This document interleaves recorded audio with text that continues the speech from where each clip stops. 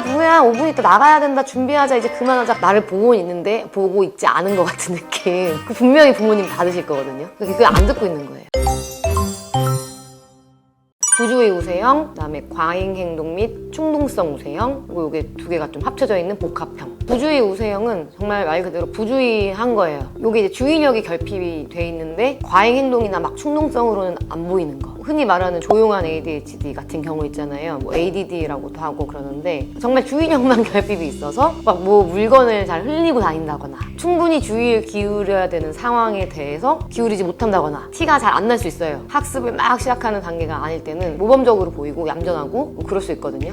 과잉 행동 및 충동성 우세형은 이게 행동으로 나타나기 때문에 TV 같은 데서 나오잖아요. 폭력성 있고 공격적이고 이런 아이들이 거의 이제 전형적으로 보이는 거라고 할 수 있고 모르기가 힘들어요. 문제를 일으키고 다니니까 과잉 행동하는 거예요. 한마디로 폭력적으로 친구들이랑 관계에서 문제를 일으키고 충동성이 조절이 안 돼서 부모님들도 되게 힘들거든요. 어떤 게 조금 더 강하고 어떤 부분이 더 이렇게 드러나는지에 따라서 다를 수 있으니까 완전 양상은 다 다른데 일단 기본적으로는 이렇게 유형을 세 가지로 뭐 보통 진단을 내린다고 할 때는 뭐 만 6세부터 이제 진단을 내리는 그런 건 있어요. 근데 뭐 나타나는 거야 민감하게 캐치를 하면 부모님이 빨리 아실 수 있는 거겠죠? 근데 보통 더 어릴 때는 발달 단계상 뭐 이렇게 이것저것 탐색적으로 하고 하니까 문제되지 않는데 학령기 접어들면은 그런 모습들이 보였을 때 이게 주의력 결핍인가? 라고 의심해 볼 수 있는 거죠. 그래서 일단은 아이가 이상해요 라고 하실 때는 학습할 때 집중을 도통 못한다. 계속 다른 거에 관심을 가지는 거 있잖아요. 그런 걸로 가장 먼저 걱정스러워서 이거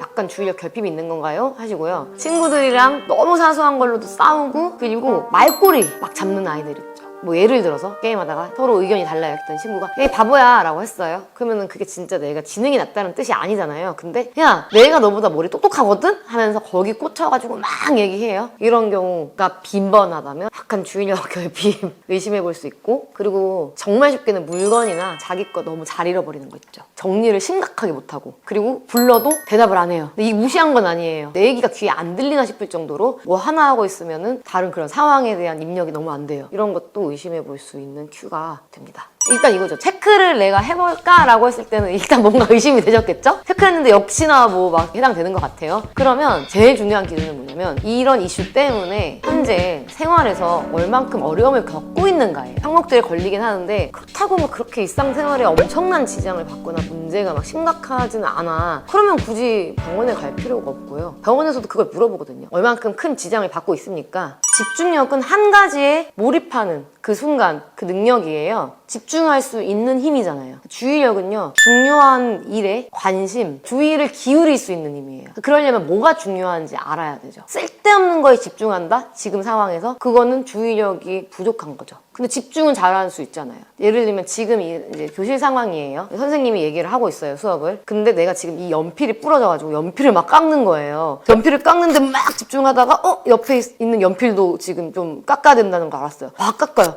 5자리를 연속으로. 집중 잘했잖아요. 근데 지금 수업 시간이잖아요. 지금 수업을 듣는 것에 주의를 기울여야 된다라는 그 중요도에 파악이 안 되고 있는 거죠. 내가 꽂힌 일에만 몰입을 하고 있으니까. 그렇게 집중력과 주의력이 다르다는 거를 일단 전제로 해야 됩니다. 오히려 주의력 결핍인 친구들이 한 가지 자기 원하는 데는 되게 집중을 잘하는 경우가 많아요. 무서울 정도로. 주변 상황 인식 안 하고 거기 그냥 몰입을 해버리니까.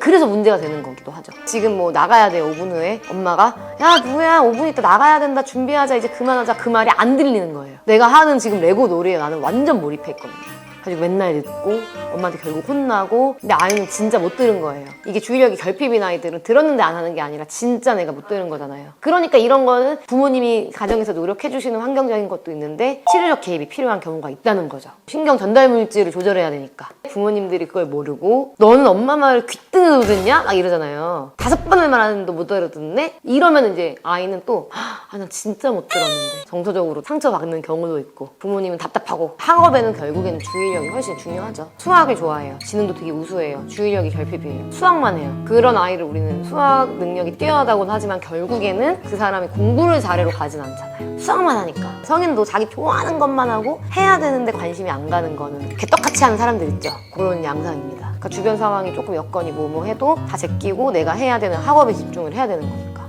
일단 기본적으로 부모님이 가정에서 환경을 조성해 주셔야 되는 게 정말 많긴 해요. 시각, 청각 크게 두 가지로 나눌 수 있잖아요. 그러니까 어떤 것에 더 취약한지를 파악하시는 것도 중요하고, 예를 들면 아이가 시각 주의력에 좀 결핍이 있어요. 그러면 본인이 이제 해야 될 거를 하는 공간 있죠. 예를 들면 학습. 그 공간에 불필요한 자극들, 시각적인 것들이 없어야 되는 게 맞는 거예요. 웬만하면 수납이 다 돼 있어야 되고, 심지어 책 같은 거조차도 안 하는 건 다 넣어놓는 거죠. 그리고 할 때 그것만 딱 꺼내서 하게. 청각적인 거가 특히나 취약한 아이들은 뭐 내가 학습하는 공간이 거실이에요. 온갖 소리 다 들려요. 거기 중에서 자기가 관심 있는데 꽂히겠죠? 앉아는 있지만 실제로는 그것에 관한 소리를 들은 다음에는 본인의 이제 상상의 나라를 펼칠 거 아니에요. 생각이 그쪽으로 가버릴 테니까. 그런 걸 차단해 주시는 것도 중요하고. 근데 사실은 주의력 결핍이 있는 친구들한테 개입을 할 때 혼자 하게 안 하시는 게 훨씬 좋아요. 누가 옆에 있는 게 훨씬 좋거든요. 지켜보고 좀 있고. 그런 상황이 베스트인 건데, 어떤 부모님은 음악 틀어놓고 심지어 밖에서 뭐 하신다? 그럼 아이는 그냥 아무도 어느 것에 의해서도 도움 받을 수 없잖아요. 그 다음에 훈육을 하실 때는 무조건 2갈씩 그걸 하셔야 돼요. 어차피 뒤에 말을 거의 안 듣습니다. 학교에서 뭐 전화가 왔다, 아이가 누구 옆에 친구랑 뭐 이렇게 싸웠다라고 하면 너 왜 싸웠어? 그렇게 친구랑 싸우면 안 좋은 거야. 이렇게 하고 앞으로는 싸울 것 같으면 선생님한테 도움을 요청해. 이렇게 하면 뒤에 거 안 듣는다는 거예요. 있잖아, 싸울 것 같으면은 선생님께 먼저 말을 해. 이게 핵심이에요. 부모님이 전달하고 싶은. 그럼 이 말을 앞에 하시라는 거죠. 내가 전달하고 싶은 내용이 많잖아요. 그럼 잘라서 일단 지금은 여기에 대해서 핵심적으로 얘기를 하고, 그 다음에 좀 뭐 진정되거나 아이가 하면은 또 조금 있다가 다시 와봐, 이런 식으로 잘라서 가셔야지 말이 길어지면 뒤에 거는 인풋이 안 됩니다. 그러니까 단호하고 핵심적으로 얘기하는 연습도 필요하고, 그리고 이제 이런 아이들은 대화를 할 때 사실은 상대방 잘 보지도 않고요. 나를 보고는 있는데 보고 있지 않은 것 같은 느낌. 그 분명히 부모님 받으실 거거든요. 그게 안 듣고 있는 거예요.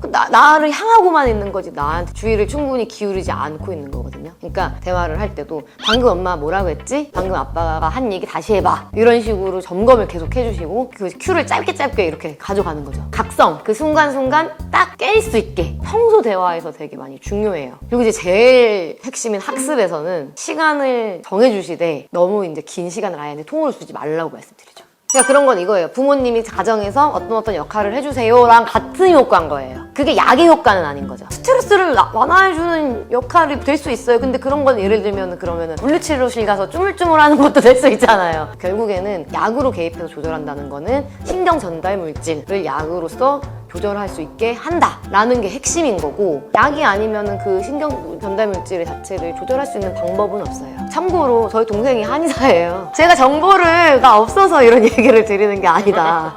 네, 특히 과잉행동 충동성 이슈가 있는, 실제로 신경 전달 물질 있죠. 조절할 수 있게 해주는 것들이 운동했을 때 나오는 그 연구 결과가 있어요. 그리고 이제 운동이라는 활동 안에서 하고 나서 평가받고 결과가 나오잖아요. 근데 사실 운동은 점수만 중요한 그런 건 아니잖아요. 전체적으로 또 상황을 파악해야 되는 거라던가 이런 능력들이 뇌의 전 영역을 사용하게 해요. 그래서 주의력 향상에 도움이 많이 돼요. 1번은 부모님이 이 정도는 괜찮겠지 라고 하셔서 나중에 주의력 결핍인 걸 아시면은 이제 개선이 더 오래 걸리고 힘들거든요.